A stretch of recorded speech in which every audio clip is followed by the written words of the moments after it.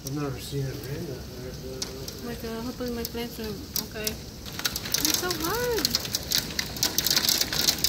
Hopefully the complet's okay over there.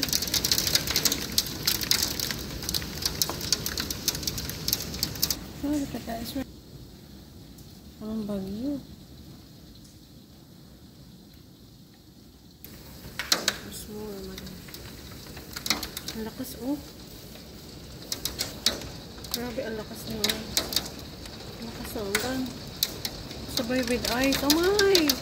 Kapal na plan sa auto. Ano?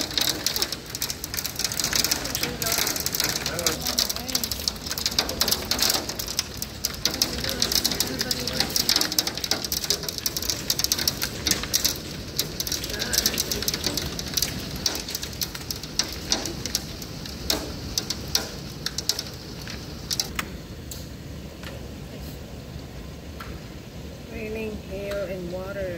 Rain. Pretty hard. the biggest, hardest hail I've ever seen. Ayan guys, update sa ating garden today ay Monday.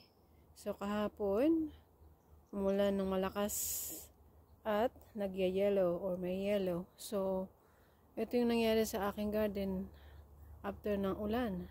Ayan ang nangyari sa aking mga tanim, lalo na yung mga squashes ko. Nagbutas-butas yung mga dahon at nabali-bali yung mga sanga.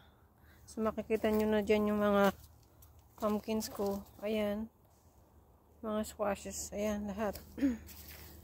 Bali. Ala, pati yung aking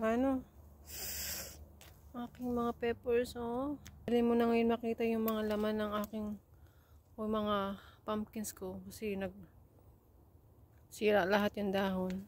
Butas-butas. Nalaki ba naman ng yellow? Parang bola-bola. Lettuce ko, butas-butas. Mga talong ko, dahon. Parang binagyo talaga yung aking garden. Yung mga tomatoes ko sa baba. Broccoli, yung mga mais ko.